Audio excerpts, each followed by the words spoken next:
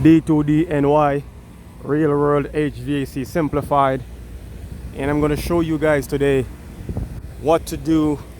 This video is for a pro, and this is what to do if you have a, and my gloves are ripped.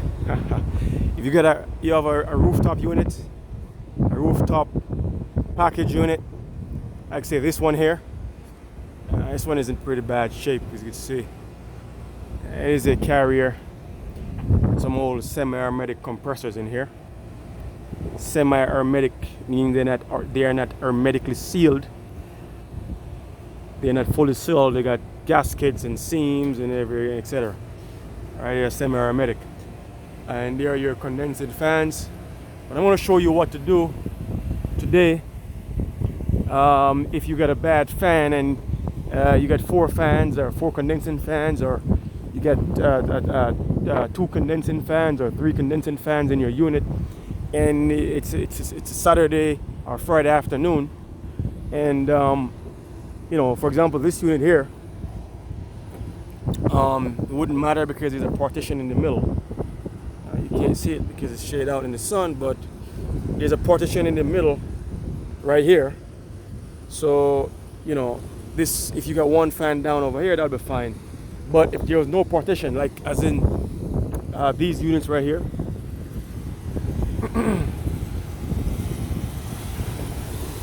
it's bright and sunny out here today.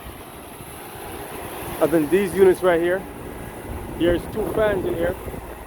I don't know if I can get up there and show you, but there are 2 fans.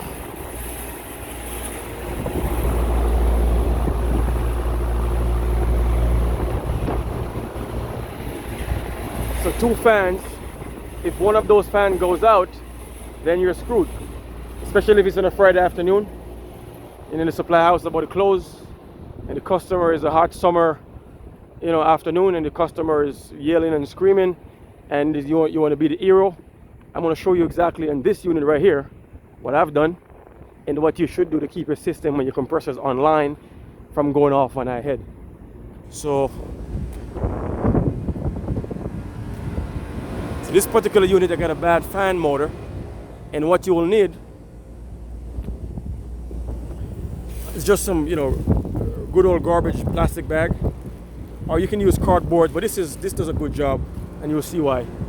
All right, so I'm gonna just go ahead and open this and have a carrier. Go ahead and show you inside what's going on here. So you can see, I am on the line. I am running.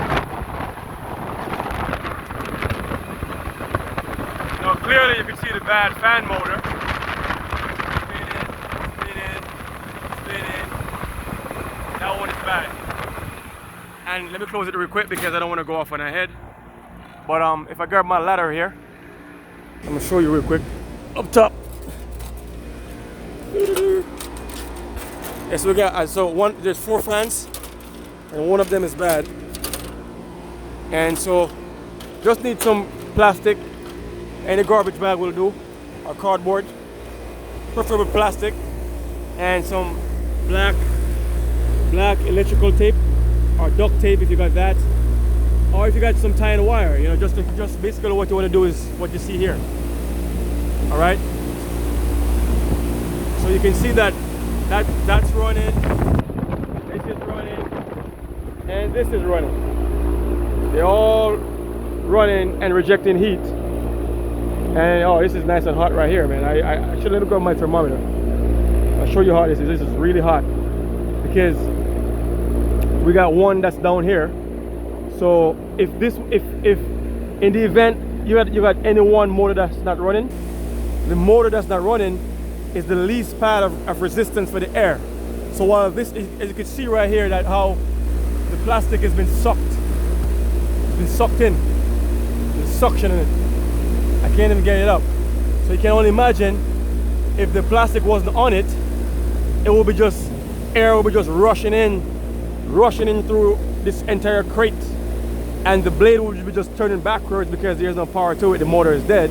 And so the air will be just rushing in, taking the least pad of resistance as opposed to going through the coil. right? So even though this fan isn't running, this section of the coil, there's airflow. You know, air been pulled over it, not as much as down here, but there's still air pulling over that section of the coil, thanks to this little trick right here. All right, and it keeps both circuits online, as you could see, that the lines are sweating inside, that the compressors are on, and this is nice and hot. This is like toasty. All right, like really hot. As a matter of fact, let me get my thermometer. I'm gonna show you. So yeah, that's what you'll do, and this thing will run unless the coil is dirty. If your coils are clean, and it's not like 100 degrees out. If it's like anywhere between, say, in the 70s or anywhere below, say, 95 degrees, you should be fine. I mean, the pressure is going to be a tad bit higher. You know, it's going to be slightly higher, or maybe not slightly higher. If it's 95 degrees, it's going to be a lot higher, but it will still stay online. All right, I'm just going to grab my thermometer here. I can show you some temperatures of discharge. What it is right now today. The temperature here right now is about, I think it's about 78 degrees. Let's see how close I get to that.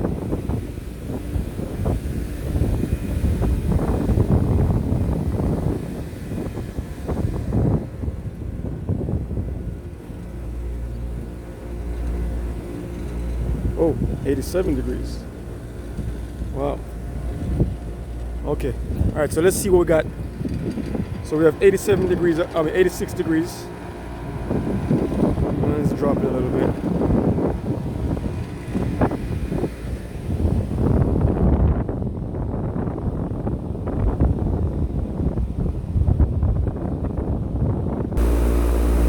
Okay, so you see that it's 83 degrees. 83, 84 degrees. All right, and let's see what's coming off our condenser. Condensing fan. This thing is hot.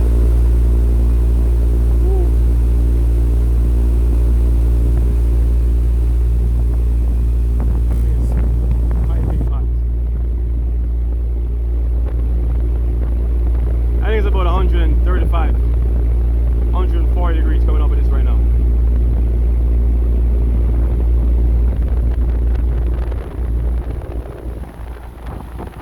It's a nice view. That is New York City.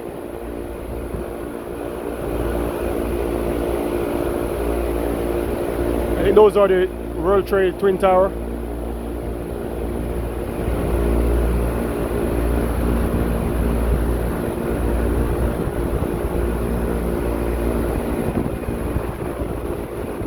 Those are the Twin Towers right there. I'm zooming again.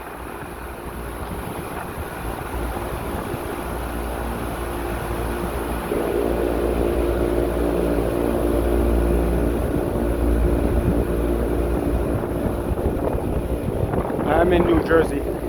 Actually, nope. I take that back. Those are not the Twin Towers. Let me pan around. There it is. Alright, that's it right there. Well, actually, that's actually one of the tower, the IS-1. Alright, back to refrigeration.